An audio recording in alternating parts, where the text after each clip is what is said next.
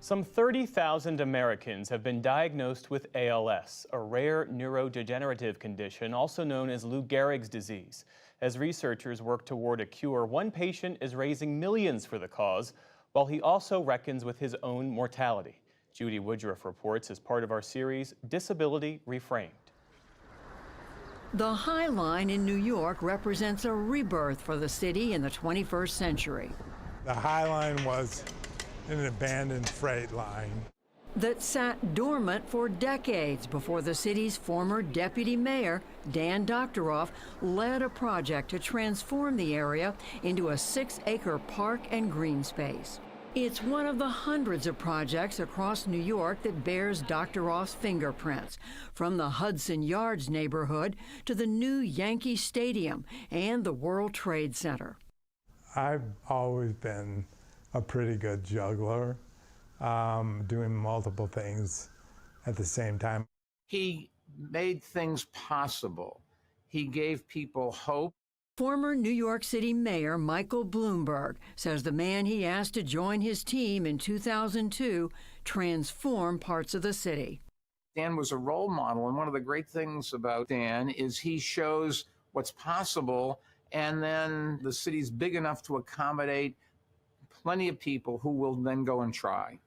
But now, Doctoroff faces his most daunting challenge yet. In 2021, he was diagnosed with ALS.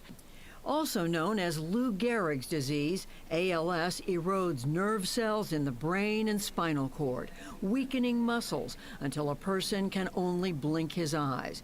There is no cure, with a typical life expectancy between 2 and 5 years. These days, Doctoroff, who he says spent much of his life focusing on what came next, is forced to reckon with the present.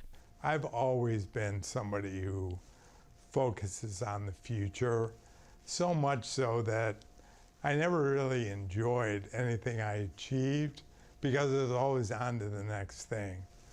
But when I was diagnosed, I stopped thinking about the future a lot, and I really don't think about the course of the disease. I live more day to day. How has your daily life changed, the daily routine of your life? How has that changed? I can't do a lot of things that I love to do, like biking, walking, things that require a lot of physical exertion, but I've learned to adapt. That adaptation includes an exercise routine to make sure his body can make it through the day, a cough assist machine to help clear his lungs morning and night, and a regimen of 20 pills a day. Doctoroff still maintains a busy, albeit scaled-back schedule. He now rides a Vespa motorbike around his Upper West Side neighborhood to meetings.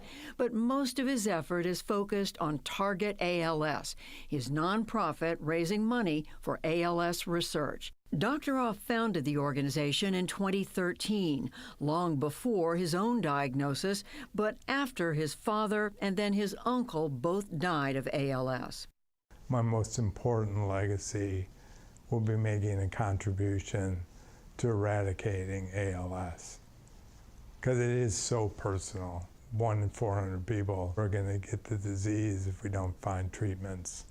2 years ago, he set a fundraising goal of $250 million, which at the time of our interview was more than 90% complete.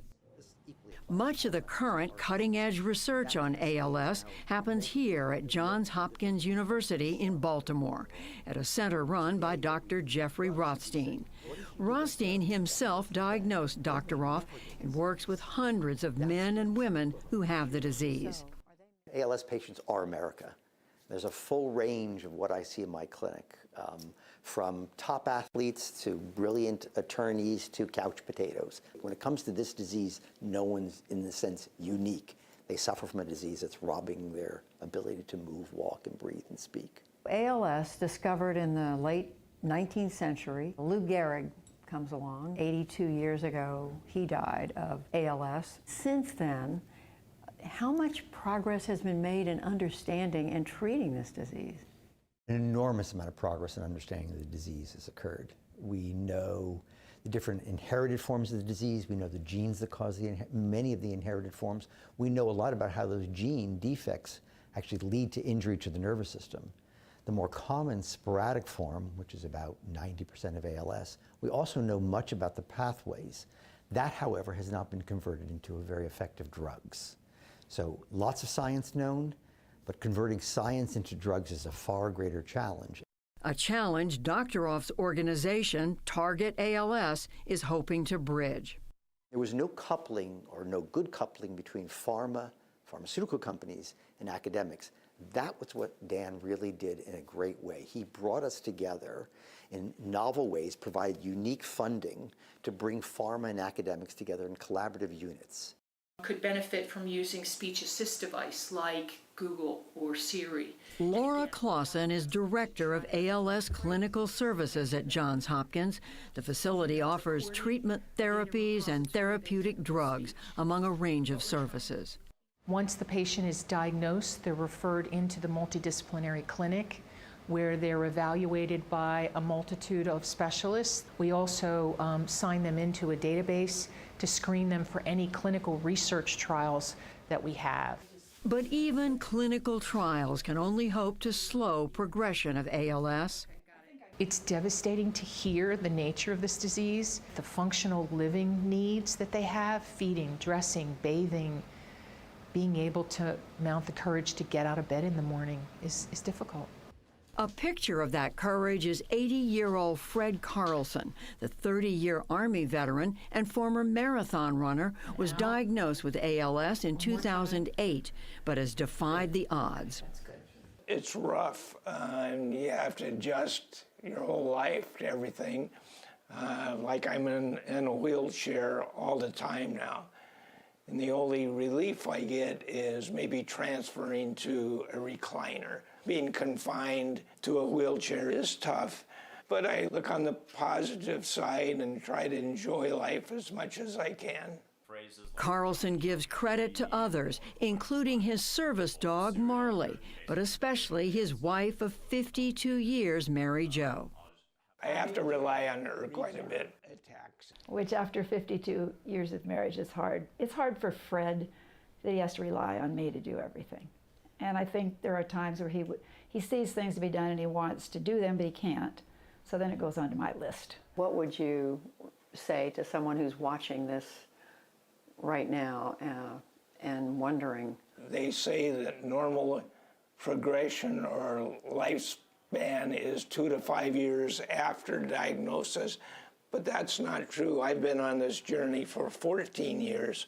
ALS is different for everybody, and take it one day at a time and live life to the fullest. Which is what Dan Doctoroff plans on doing with his expanding family. I was diagnosed the same weekend as my first granddaughter was born. I just revel in her presence. He now has a second grandchild, and he says he's not thinking about the future anymore. I'm going to do everything I can to extend my life, even if it's going on a permanent ventilator, feeding tube, being paralyzed and only being able to communicate with my eyes.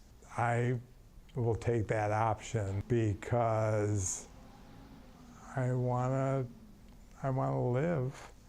I want to see them grow up, and I think I can contribute even as I get sicker. And squeeze every bit of life Totally. that there is. Every bit of life, and do it day by day. Days he is savoring more than ever. For the PBS NewsHour, I'm Judy Woodruff in New York City.